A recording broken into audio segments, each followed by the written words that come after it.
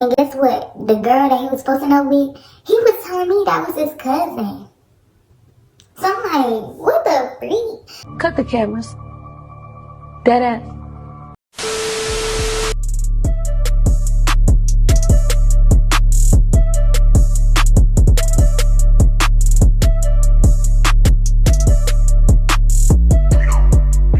What's poppin'? It's Key, and we're back with another bangity banger. Today we're gonna switch it up. I'm gonna do a story time today, and it's gonna be about, as y'all can see in the title, the time I found out my ex was cheating on me. Let's get right into the video.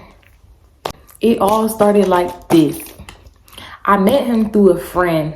We gonna call her, well, me and her not friends anymore, but we gonna call her Sam. What we gonna call him? We gonna call him Dave. I met Dave through Sam because Sam was dating his friend and they were roommates. So Dave and the dude that Sam was dating was roommates. When I met him, everything was cool. We was like kicking it. We kicked it off real fast. Like, I was really rocking with him. Like, I liked him. But I mean, it really wasn't nothing. I noticed that he really started to like me, to be honest, because my birthday came around and he like did a whole little surprise little thing for me. He brought me a cake and everything. Hey, everybody sing happy birthday. I'm gonna enter that clip because it was so freaking funny, bro. I was rolling. Birthday to you. Hey, you haven't seen me. Hey, everybody join me. What the fuck? No fuck. But anyway, a couple weeks go by, he asked me out. So I'm like, okay, the dude really feeling me, like me. Everything was going smooth until about 5 months into us dating. I know everybody and everybody knows Me. If I don't know them, they know me. this is a small city that I live in. So these two girls that I know, they're twins though. One of the twins texted me and she was like, on Snapchat, and she was like, hey boo, do you still date old dude? And I'm like, yeah. So I knew something was going on. She was like, well, this girl that I work with, she showed me a picture and it was him. And basically he was texting her on Tinder talking about thick thighs save lives. Like, what? She didn't even have no thick thighs. Like, what is he talking about? What? Bro, what are you talking about, man? Niggas be so freaking lame, like so lame. Oh my God, corny, lame, boo, tomato, I'm throwing tomatoes. After that, so I cursed him out and I'm like, what you doing on Tinder? Why you texting her, blase, you know, just going in. And he admitted it. He was like, I was on Tinder, but I was not cheating on you and all this extra stuff. And I'm like, no, nigga, it's over with. It's over with. Over with, done with. But I ended it, but that wasn't enough for me. I noticed in the messages, he was supposed to meet up with her on a Thursday. Remind you, I used to go over his house all the time. I was over there 24/7, used to bring him food to work and everything. So I'm like, Thursday, I gotta work. He did that on purpose. He knew exactly what he was doing. So that wasn't enough for me. So Sam one day came to pick me up after work, the day he supposed to meet up with the girl. We go over his house, right? We don't see his car. So we go in, we knock on the door. Open the door. We go in because her dude is there or whatever. Sam's dude is there. We don't see him. Dang, what did I say we was gonna call him? I don't know. I think I said David, the boyfriend that I had at the time. We don't see David. So we like, what the freak? We looking everywhere. We going through all the house. We looking any doors that we can get in, we getting in. We looking through everything, under beds, everywhere. We even looked in the garage. His car was there. So we like, where the fuck is he at? Like, you know, oh dude, Sam boyfriend acting like he don't know. We like, okay, we been here long enough. We finna leave. We go out the door, but we remember Sam left her keys and I left my food. So we go back in and they laughing, the dudes that was there, they laughing. So I'm like, what are they laughing at? Like, What y'all laughing at?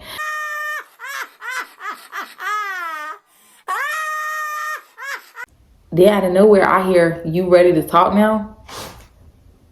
I'm like, who said that? Like, where is that coming from? Like, who?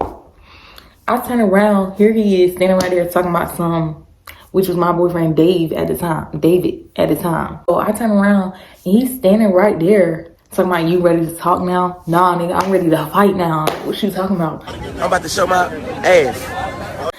So I'm laughing now because it's funny, but when all this going down, I wasn't hurt. I was just more so mad. We go in the room and talk, and he trying to explain himself, all this extra stuff. He end up crying. I'm cursing him out. I'm like, nigga, there ain't no need for that. Like, it's done. It's whatever. Like, so I hear them arguing outside the door, which is Sam and her dude, and then their other roommate. I hear them arguing, so I go out there. They arguing over the situation, and Sam dude want to say that we both wrong. I'm like, first of all, he was a pathological liar. So, like, nigga, what are you talking about? I'm wrong. Like, no, nigga, he's wrong. What you talking about? So he telling Sam, he like, since you want to be in a business so bad, abracadabra, you're single. And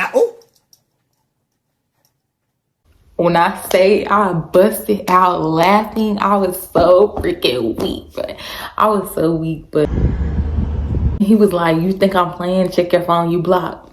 So we laughing, we just leave. They ended up making back up. My dumb self, a couple weeks later, me and him ended up talking it out. We got back together, blah, blah, blah. I should never, this is where it get tricky at. So boom, 7 months in, this is how I found out he was really cheating on me.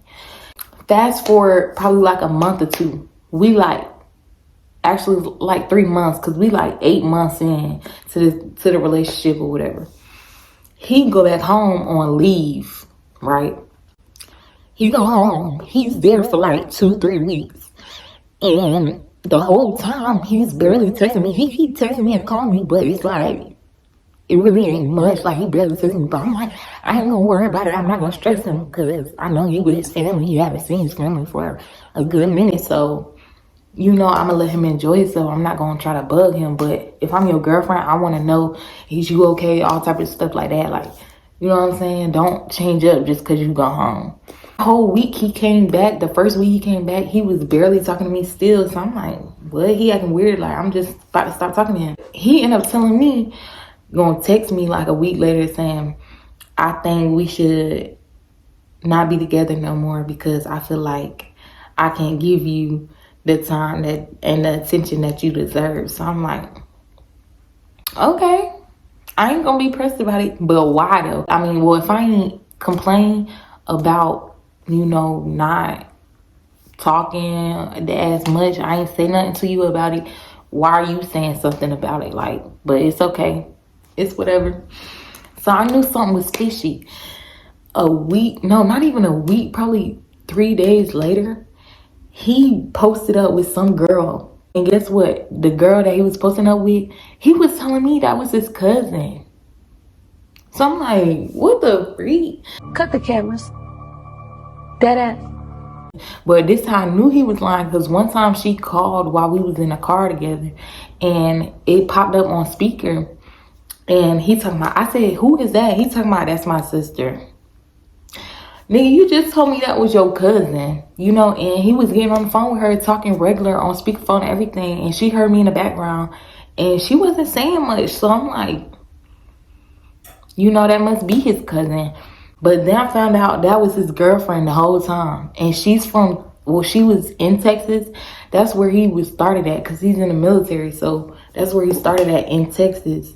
And then he came down here to Jacksonville. So I'm like, what? That's his girlfriend the whole time? So basically he was cheating on me, but basically he was cheating on her the whole time.